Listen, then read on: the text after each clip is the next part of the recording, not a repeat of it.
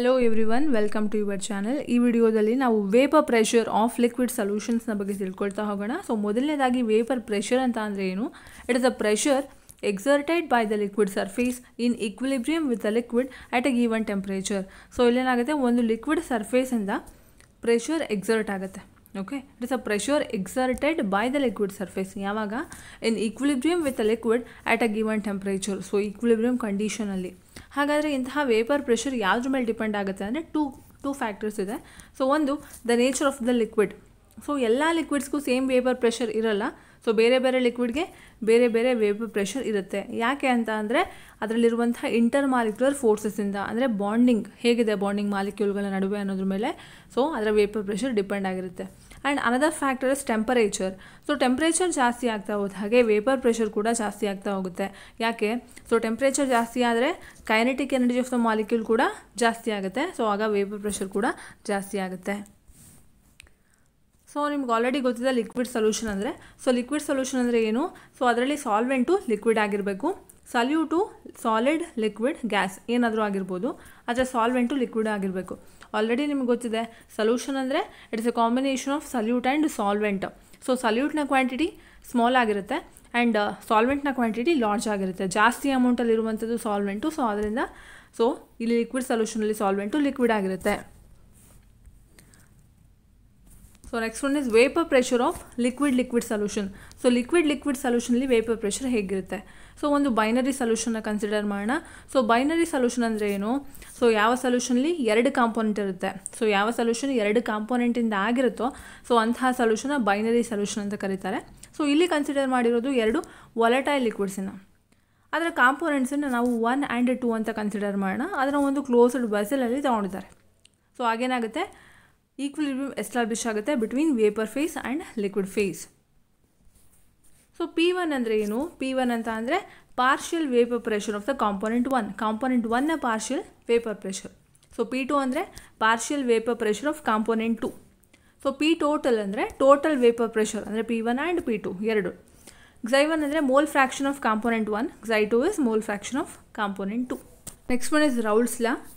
For a solution of volatile liquids, the partial vapor pressure of each component of the solution is directly proportional to its mole fraction present in the solution. So ಇಲ್ಲಿ ಒಂದು ಸೊಲ್ಯೂಷನ್ನ consider ಮಾಡಿದ್ದಾರೆ. So ಆ solution ಆಗಿರೋದು volatile ಲಿಕ್ವಿಡ್ಸಿಂದ. So volatile ಅಂದರೆ ಆವಿಯಾಗುವಂಥ liquids ಇದೆ. ಓಕೆ, ಸೊ ಅಲ್ಲೇನಾಗುತ್ತೆ, ದ ಪಾರ್ಷಿಯಲ್ ವೇಪರ್ ಪ್ರೆಷರ್ ಏನಿದೆ ಅದು ಮೋಲ್ ಫ್ರ್ಯಾಕ್ಷನ್ಗೆ ಡೈರೆಕ್ಟ್ಲಿ ಪ್ರಪೋರ್ಷನಲ್ ಆಗಿರುತ್ತೆ. ಸೊ ನಾವಿಲ್ಲಿ ನೋಡ್ತಿರ್ಬೋದು ಕಾಂಪೋನೆಂಟ್ 1 ಆ್ಯಂಡ್ ಕಾಂಪೋನೆಂಟ್ 2. ಹೌದಾ, ನಾವು ಬೈನರಿ ಸೊಲ್ಯೂಷನ್ನ ಕನ್ಸಿಡರ್ ಮಾಡಿದ್ದೀವಿ. ಸೊ ಕಾಂಪೋನೆಂಟ್ 1ಅಲ್ಲಿ ಏನಾಗುತ್ತೆ, P1 is directly proportional to Xi1. ಅಂದರೆ partial vapour pressure of component 1 is directly proportional to mole fraction of component 1. So ಇದನ್ನು P1 equal to P1 Xi1 ಅಂತಲೂ ಕೂಡ ಬರಿಬೋದು. P1 ಅನ್ನೋದು proportionality constant. And next one is for component 2. So P2 directly proportional to Xi2. So ಇದನ್ನು P2 equal to P2 Xi2 ಅಂತ ಬರಿಬಹುದು. So P1 ಅಂದರೆ ಏನು? It is a vapour pressure of pure component 1. So pure component 1 ಏನಿದೆ so ಅದರ vapour pressure. And P2 ಅಂದರೆ vapour pressure of pure component 2. So Dalton's law of partial pressure ಏನಿದೆ ಅವ್ರ ಪ್ರಕಾರ ಏನಾಗುತ್ತೆ ಅಂದರೆ the total pressure over the solution phase in the container will be the sum of the partial pressures of the components of the solution. So ಇಲ್ಲಿ total pressure ಯಾವುದಕ್ಕೆ equal ಆಗಿರುತ್ತೆ? So ಏನೋ ಒಂದು ಕಾಂಪೋನೆಂಟ್ಸ್ಗಳು ಪ್ರೆಸೆಂಟ್ ಇದೆ, ಅದರ ಪಾರ್ಷಿಯಲ್ ಪ್ರೆಷರ್ ಏನಿದೆ ಅದರ some ಮಾಡಿದಾಗ ಏನು ನಮಗೆ ಪ್ರೆಷರ್ ಬರುತ್ತೆ ಅದು ಟೋಟಲ್ ಪ್ರೆಷರ್ ಆಗಿರುತ್ತೆ. So we know that P total equal to P1 plus P2. So P1 ಅಂತ ಅಂದರೆ P1 Xi1 ಪ್ಲಸ್ P2 ಅಂದರೆ P2 Xi2. ಸೊ Xi1 ನಾವು 1 ಮೈನಸ್ Xi2 ಅಂತ ಕೂಡ ಬರಿಬೋದು. We know that Xi1 plus Xi2 equal to 1. So ನಮಗೆ Xi1 ಬೇಕು. So ಆಗೇನಾಗುತ್ತೆ, so ಈ Xi2 ಇಲ್ಲಿಗೆ ಶಿಫ್ಟ್ ಆಗುತ್ತೆ, ಆಗ 1 ಮೈನಸ್ Xi2 ಆಗುತ್ತೆ. ಓಕೆ, ಸೊ ನೋಡಿ P1 into 1 minus Xi2 plus P2 Xi2. ಈಗ P1 ಇಂಟು 1, ಸೊ P1 ಆಗುತ್ತೆ. P1 into minus Xi2 is P1 Xi2 plus P2 Xi2. So ಇದರಲ್ಲಿ ಕಾಮನ್ ಏನಿದೆ Xi2 ಕಾಮನ್ ಇದೆ. ಸೊ P1 ಹಾಗೆ ಬರ್ಕೊಳ್ತೀವಿ. Xi2ನ common ಆಗಿ ತೆಗೆದ್ರೆ P2 ಮೈನಸ್ P1 ಬರುತ್ತೆ. So next one is Raoult's law has a special case of Henry's law. So Raoult's law ಏನಿದೆ ಅದು Henry's lawನ ಸ್ಪೆಷಲ್ ಕೇಸ್ ಅಂತ ಕನ್ಸಿಡರ್ ಮಾಡಿದ್ದಾರೆ. ಯಾಕೆ? ಸೊ ನಿಮ್ಗೆ ಗೊತ್ತಿದೆ Henry's law statement P equal to KH into Xi. ಹೌದಾ? ಸೊ ಅದು Raoult's law ಏನು? P1 equal to P1 into Xi1. So ಅದನ್ನು ನಾವು P = P0 × xi ಅಂತಲೂ ಕೂಡ ಬರೀಬಹುದು. ಸೊ ಇಲ್ಲಿ ನೋಡಿ ಎರಡು ಈಕ್ವೇಷನ್ನ ಕಂಪೇರ್ ಮಾಡಿದ್ರೆ ನಮಗೆ ಡಿಫ್ರೆನ್ಸ್ ಏನು ಗೊತ್ತಾಗುತ್ತೆ, ಎರಡರಲ್ಲೂ ಕೂಡ P ಇದೆ, ಸೊ xi ಇದೆ, ಅಂದರೆ vapour pressure mole fraction, vapour pressure mole fraction. But difference ಏನಿರೋದು, ಇಲ್ಲಿ KH ಇದೆ ಹೆನ್ರಿಸ್ ಲಾ ಅಲ್ಲಿ, ಹೆನ್ರಿಸ್ ಲಾ ಕಾನ್ಸ್ಟೆಂಟ್ ಇದು, ಸೊ P1 ನಾಟ್ ಇದೆ ಇಲ್ಲಿ. ಸೊ ಈ ಪ್ರೊಪೋರ್ಷನಲಿಟಿ ಕಾನ್ಸ್ಟೆಂಟನ್ನು ಬಿಟ್ಟರೆ ಸೊ ಮಿಕ್ಕಿದೆಲ್ಲವೂ ಕೂಡ ಸಿಮಿಲರ್. ಅಂದರೆ ಏನು, vapour pressure is directly proportional to mole fraction. Here also vapour pressure is directly proportional to mole fraction. So ಆದ್ದರಿಂದ ರೌಲ್ಟ್ಸ್ ಲಾನ special case of Henry's law ಅಂತ ಕರೀತಾರೆ.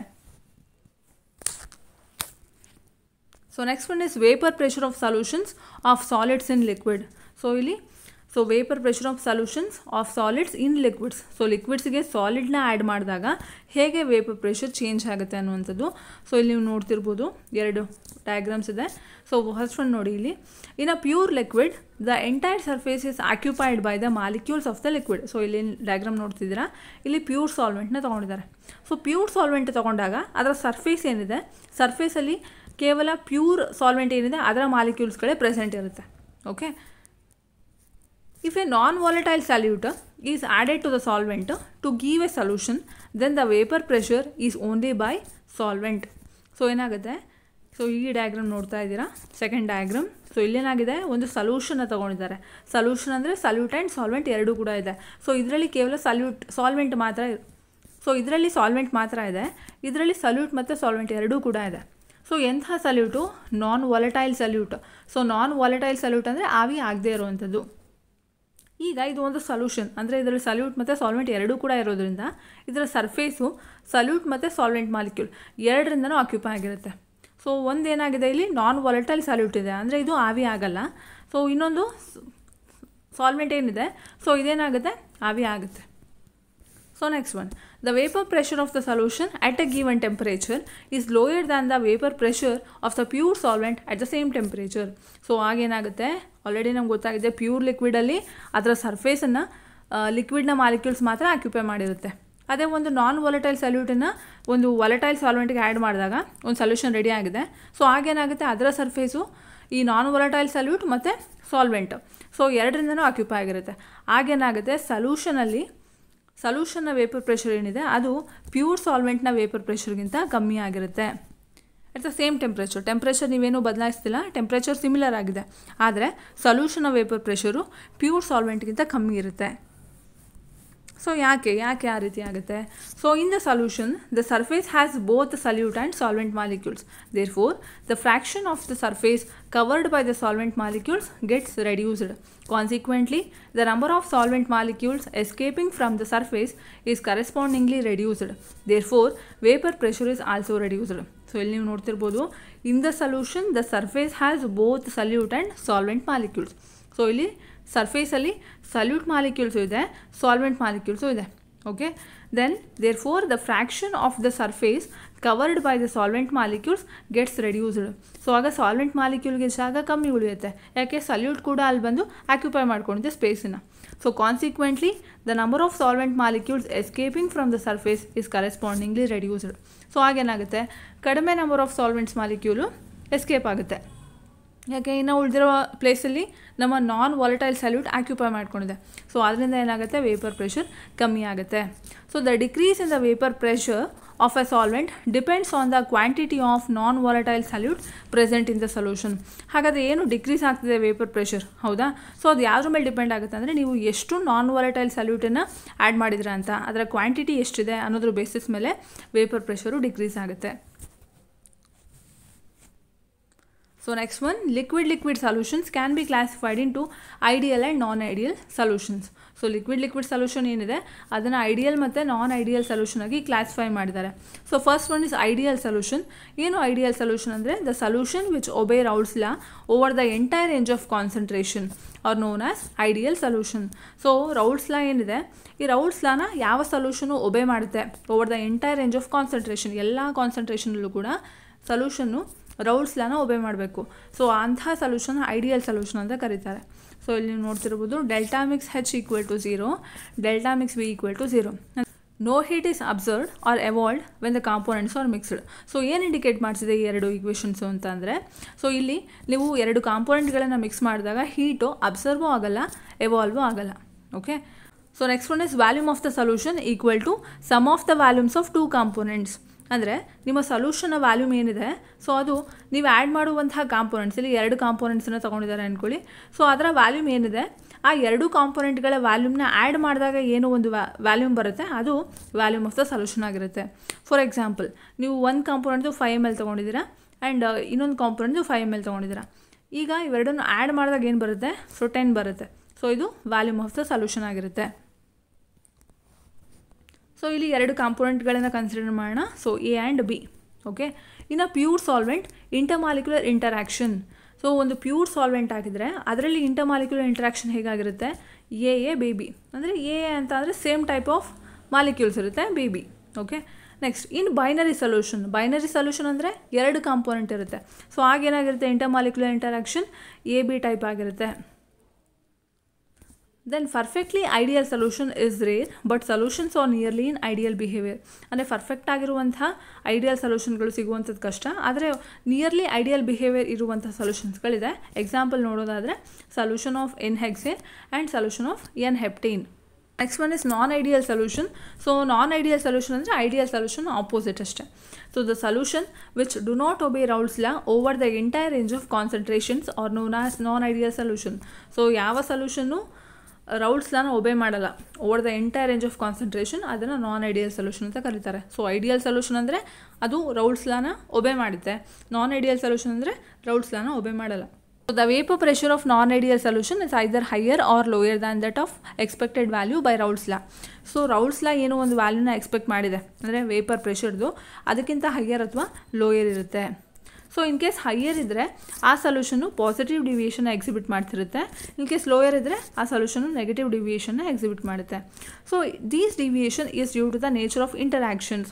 ಸೊ ಈ ಡಿವಿಯೇಷನ್ ಯಾಕಾಗುತ್ತೆ ಅಂತ ಅಂದರೆ ಅದರಲ್ಲಿರುವಂತಹ ಇಂಟರಾಕ್ಷನ್ನಿಂದ. So next one is positive deviation from Raoult's law. So positive deviation ಅಂತ ಅಂದರೆ ರೌಲ್ಸ್ ಲಾ ಏನೋ ಒಂದು ಎಕ್ಸ್ಪೆಕ್ಟ್ ಮಾಡಿರುತ್ತೆ ವ್ಯಾಲ್ಯೂ ವೇಪರ್ ಪ್ರೆಷರ್ದು, ಅದಕ್ಕಿಂತ ಜಾಸ್ತಿ ಇರುತ್ತೆ. ಸೊ ಅದನ್ನು ಪಾಸಿಟಿವ್ ಡಿವಿಯೇಷನ್ ಅಂತ ಹೇಳ್ತೀವಿ. ಸೊ ಇಲ್ಲಿ ನೋಡಿ, A B interactions are weaker than those between A or B B. Interaction ಅಂದರೆ ಸಲ್ಯೂಟ್ ಸಾಲ್ವೆಂಟ್ ಮಾಲಿಕ್ಯೂಲ್ಗಳ ನಡುವೆ ಇರುವಂಥ ಇಂಟರಾಕ್ಷನ್ ಅಂದರೆ bonding. So that is weaker than those of A or B B. A ಅಂದರೆ solute or B B solvent ಮಾಲಿಕ್ಯೂಲ್ಸ್ಗಳ ನಡುವೆ ಇರುವಂಥ bonding interactions. Okay, so A B interactions are weaker than A or B B interaction. ಇಲ್ಲೇನಾಗುತ್ತೆ? Solute solvent ಮಾಲಿಕ್ಯೂಲ್ಗಳ ನಡುವೆ ಇರುವಂಥ intermolecular attractive forces weaker ಆಗಿರುತ್ತೆ as compared to solute and solvent molecule. So solute ಮಾಲಿಕ್ಯೂಲ್ಗಳ ನಡುವೆ ಇರುವಂಥ bonding strong ಆಗಿರುತ್ತೆ as compared to solvent molecule. Okay, so ಆದ್ದರಿಂದ ಎ ಬಿ ಇಂಟರಾಕ್ಷನ್ ಕಮ್ಮಿ ಇದೆ. ಸೊ ಇಂತಹ ಸೊಲ್ಯೂಷನಲ್ಲಿ ಏನಾಗುತ್ತೆ? In such solution molecules of A or B will find it easier to escape than in pure state. So pure ಸ್ಟೇಟಲ್ಲಿ bonding strong ಆಗಿದೆ, so ಆಗೇನಾಗುತ್ತೆ? ಈಸಿಯಾಗಿ ಎಸ್ಕೇಪ್ ಆಗೋದಕ್ಕಾಗಲ್ಲ. ಆದರೆ ಸೊಲ್ಯೂಷನಲ್ಲಿ ಬಾಂಡಿಂಗ್ ವೀಕ್ ಆಗಿದೆ.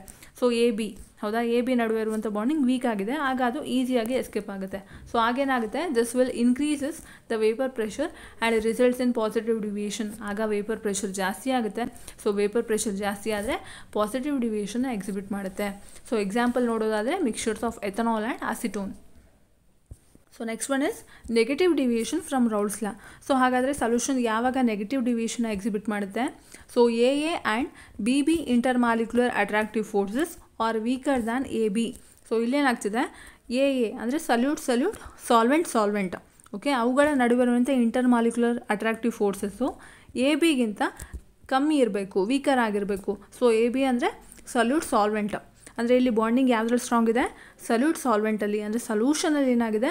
ಬಾಂಡಿಂಗ್ ಸ್ಟ್ರಾಂಗ್ ಆಗಿದೆ as compared to pure solvent and pure solute.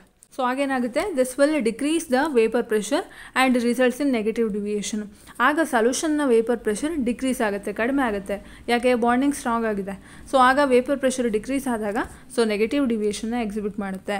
So example ನೋಡೋದಾದರೆ mixture of phenol and aniline ನೋಡ್ತಿರ್ಬೋದು. Positive deviation and negative deviation, vapour pressure versus mole fraction. Okay, so ಇಲ್ಲಿ ನೋಡ್ತಿರ್ಬೋದು ಇದು expected vapour pressure. Okay, ಅದಕ್ಕಿಂತ ಜಾಸ್ತಿ ಬಂದಿದೆ.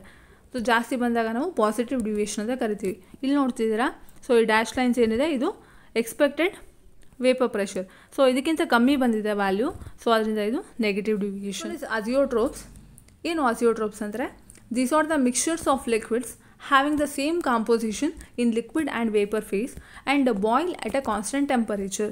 So azeotrope ಅನ್ನುವಂಥದ್ದು mixture. So ಯಾವುದ್ರ ಮಿಕ್ಸ್ಚರ್ ಆಫ್ ಲಿಕ್ವಿಡ್ಸ್. ಸೊ ಇಲ್ಲೇನಾಗುತ್ತೆ, ಲಿಕ್ವಿಡ್ ಫೇಸಲ್ಲಿ ಮತ್ತು ವೇಪರ್ ಫೇಸಲ್ಲಿ ಅದರ ಕಾಂಪೋಸಿಷನ್ ಸಿಮಿಲರ್ ಆಗಿರಬೇಕು and boil at a constant temperature. So ಇಂತಹ ಮಿಕ್ಸ್ಚರ್ನ ಅಜಿಯೋಟ್ರೋಪ್ಸ್ ಅಂತ ಕರೀತಾರೆ. So the components are not separated by fractional distillation. So fractional distillation process ಮಾಡೋದ್ರಿಂದ ಅದರಲ್ಲಿರೋ ಕಾಂಪೋನೆಂಟ್ಗಳನ್ನು ಸೆಪರೇಟ್ ಮಾಡೋದಕ್ಕಾಗಲ್ಲ. Next one is types of azeotropes. So ಇದರಲ್ಲಿ 2 types. So first one is minimum boiling ಅಜಿಯೋಟ್ರೋಪ್ಸ್ and maximum boiling azeotropes. Minimum boiling azeotrope ಅಂದರೆ ಏನು? The solutions which show a large positive deviation from Raoult's law form minimum boiling azeotrope at a specific composition. So ಇಲ್ಲೇನಾಗುತ್ತೆ, ಯಾವ ಸೊಲ್ಯೂಷನ್ಗಳು large positive ಡಿವಿಯೇಷನ್ನ exhibit ಮಾಡುತ್ತೆ, so ಅದನ್ನು minimum boiling azeotropes ಅಂತ ಕರೀತಾರೆ. Example ethanol water mixture. Next one is maximum boiling azeotropes. The solution which show a large negative deviation from Raoult's law form maximum boiling azeotropes at a specific composition. So ಯಾವ solutions large negative ಡಿವಿಯೇಷನ್ನ exhibit ಮಾಡುತ್ತೋ so ಅದನ್ನು maximum boiling azeotropes ಅಂತ ಕರೀತಾರೆ at a specific composition. So example nitric acid water mixture.